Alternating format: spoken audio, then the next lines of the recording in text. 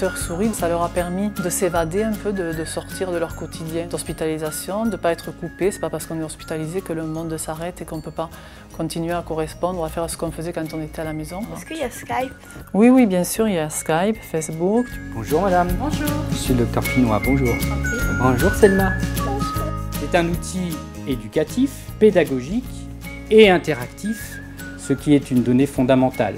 Donc cet outil, vous voyez bien, Docteur Souris, répond parfaitement à ce besoin que l'on a d'éviter que ce temps d'hospitalisation soit un temps de rupture et que la trace qu'il laisse, on l'espère, soit la plus naturelle possible.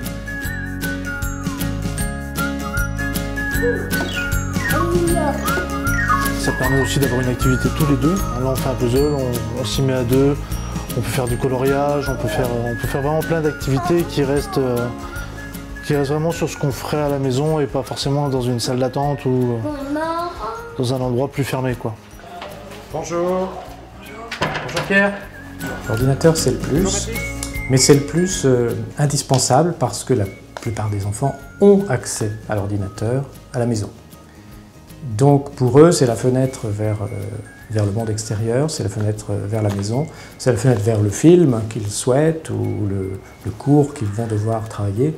L'intérêt de l'outil, c'est qu'il ouvre un champ extrêmement large à l'ensemble de l'information accessible. Ça nous permet de respirer, de sortir un peu de ce cocon, et d'oublier un petit peu la maladie, on va dire. Ça me permet d'aller faire mes papiers. Toutes les démarches administratives, j'arrive à les faire sur place et c'est très bien. Ça me permet déjà de ne pas me déplacer. Et si je me déplace, ça veut dire que je vais quitter mon petit. Donc là, ça me sert vraiment. Ça nous occupe l'esprit pour commencer. C'est vrai qu'on n'est pas dans l'attente. Je fais pas mal de jeux. Et puis quand on va me poser la perfusion, là, je vais regarder un film. Ça te fait patienter parce que s'il n'était pas là, je me serais ennuyée. Moi, il me sert pour Skype pour parler à mes amis ou pour aller sur Google ou sur Internet. Quand on parle à nos amis, ça nous rassure. On peut être en cam, on peut se voir, se parler directement au lieu d'un message. Donc en chambre 317, on a Pierre qui a 12 ans, qui est rentré le 14 février. Tous les matins dans le service, il y a ce qu'on appelle un staff, c'est-à-dire une réunion multidisciplinaire. Et sur certaines situations, eh bien, il peut y avoir une proposition de fait, c'est-à-dire, tiens, est-ce qu'on donne cet ordinateur? Est-ce qu'on fait une proposition d'ordinateur à tel enfant?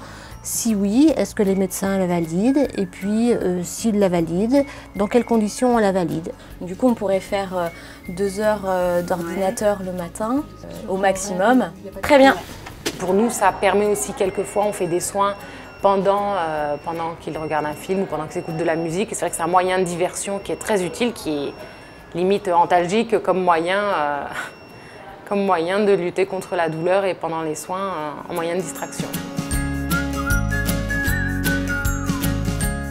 Il faut qu'on crée de plus en plus de liens entre les établissements et la ville. Et les activités économiques et toutes ces entreprises ou même tous ces particuliers qui peuvent s'intégrer finalement dans la vie des établissements, apporter qui de l'argent, qui du savoir-faire, des aspects techniques, etc. C'est extrêmement riche. Ce sont des opérations qui nécessitent l'implication de tous, la collaboration de tous et de garder toujours en ligne de mire l'intérêt général. Pour qui on le fait pour les enfants.